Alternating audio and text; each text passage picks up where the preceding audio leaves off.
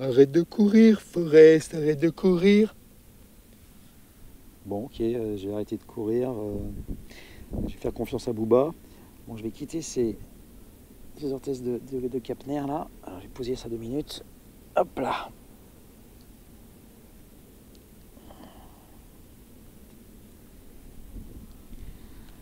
Voilà, donc nous sommes donc le mardi 10 janvier 2024. Non, le mercredi 10 janvier 2024. Et c'est le 76e jour après l'opération du Puy-Train. Donc, comme convenu, je vais faire un petit bilan de la situation. Alors, déjà, on va regarder la main, qu'est-ce que ça donne.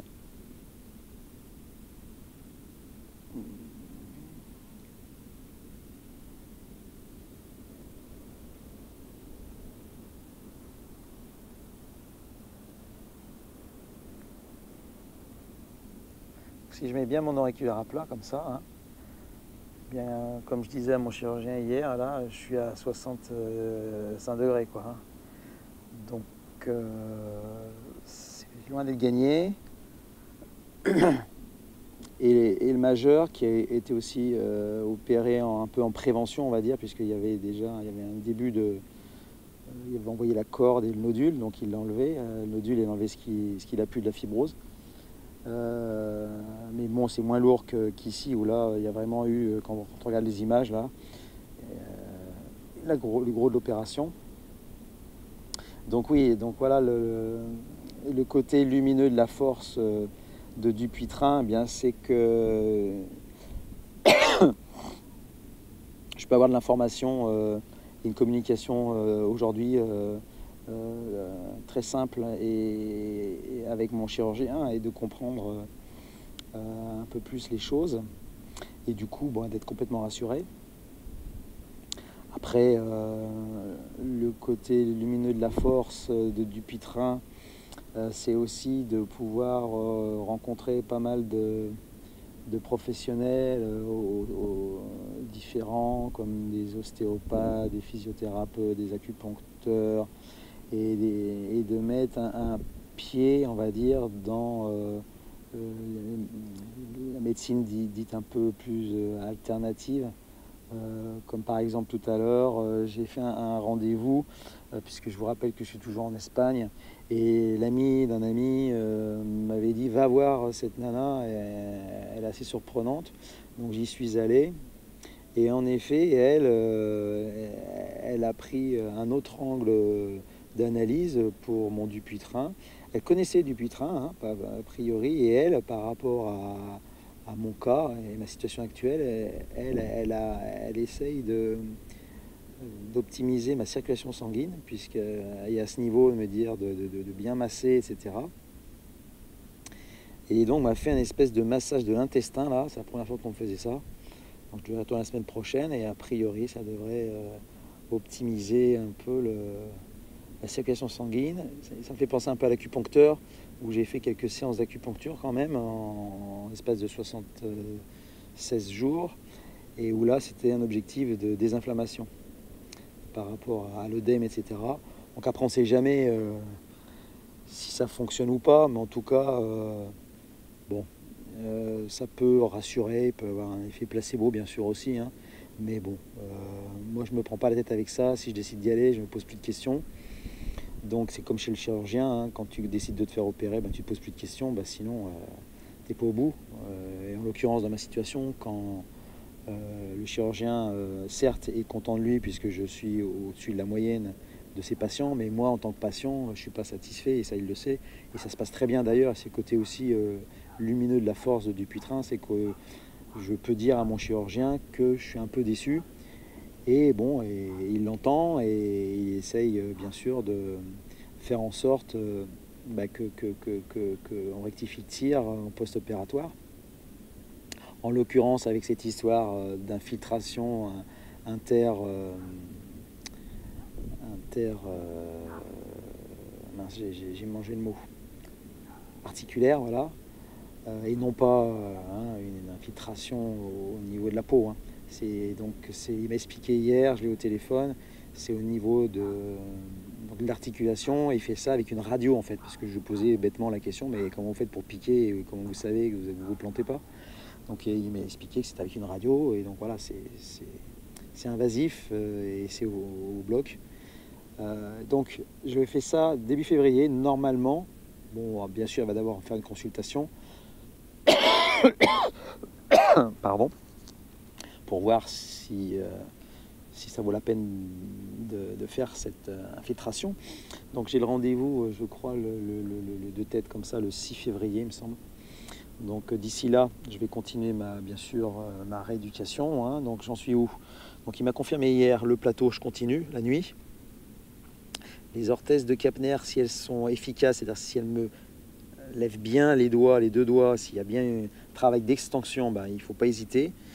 Le test qu'on fait ensemble avec cette fameuse guillotine, là aussi, hein, ça ne mange pas de pain.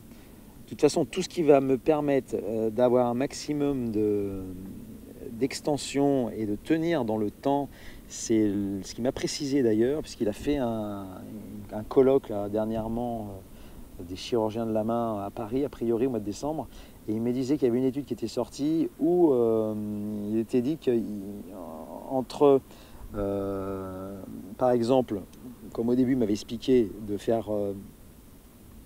de mettre la guillotine 5 à 10 minutes ou 5 minutes toutes les heures ou 10 minutes toutes les 2 heures, en forçant un peu, bien sûr, sans que ça me coupe la circulation. Hein.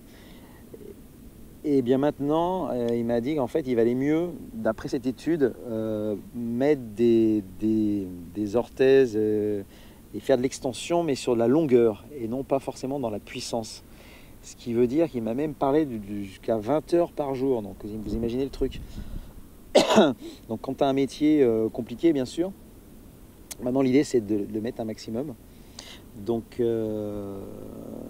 et c'est là aussi où il y a le côté obscur de la maladie de Dupuytren. C'est-à-dire que d'un côté, quand je vois l'ostéopathe qui me dit qu'il faut masser tout le temps, bouger pour que le sang, et d'autre côté qu'il faut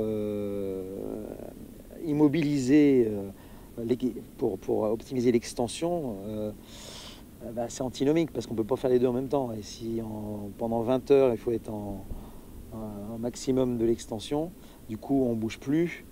Et donc voilà, mais bon, ça mon chirurgien ne le savait pas, puisque j'ai vu l'ostéopathe seulement aujourd'hui, et j'ai eu mon chirurgien au téléphone hier. Mais je vais lui poser la question pour savoir ce qu'il en pense, parce que je fais quand même confiance à mon chirurgien en priorité. Hein. Alors ensuite, en termes de bilan, donc j'étais parti sur les orthèses là, voilà. On a fait le tour, donc je continue, en fait rien ne change beaucoup. Et puis j'ai envie de dire, au niveau de la rééduque professionnelle avec le physiothérapeute, je continue, hein, bien sûr, les exercices aussi, l'extension, etc. Un truc qu'elle m'a dit aussi qui était intéressant, je trouvais tout à l'heure, l'ostéopathe, elle me disait que comme j'ai la chance d'être à côté de la mer, d'aller me baigner, d'assouplir, etc. Ce que m'avait aussi dit mon chirurgien, je me souviens à l'époque, quand j'avais dit que je partais en Espagne pour quelques mois, et je lui posais la question de prendre des bains, ce que j'appelle la piscine naturelle, bien sûr. Il m'avait dit que c'était très bon. Il m'avait parlé même à l'époque, je me souviens, d'une espèce de choc thermique qui est intéressant, chaud-froid. Donc voilà, donc je mets vraiment, j'essaie de mettre toutes les billes de mon côté. Baignade, en alliant l'utile et l'agréable, j'ai de la chance, bien sûr. Donc que ce soit au niveau de mes activités, au niveau de la réhabilitation, enfin, comment on dit en français, la rééducation, voilà. J'essaye d'être au taquet. Donc voilà, ça fait bientôt 10 minutes que je vous cause. N'hésitez pas à me poser vos questions, sachant que c'est le but du jeu de ces vidéos, c'est pour me rassurer moi déjà, parce que ça me permet de faire le point et de me motiver, mais surtout aussi de partager avec les Forrest Gump de la main d'aujourd'hui et de demain, quoi. Hein. Voilà. Allez, Sur ce,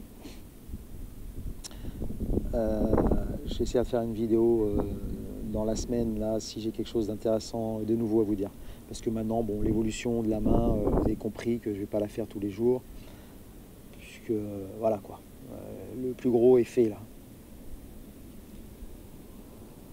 Allez, bye bye, je vous laisse avec la tête dans les nuages.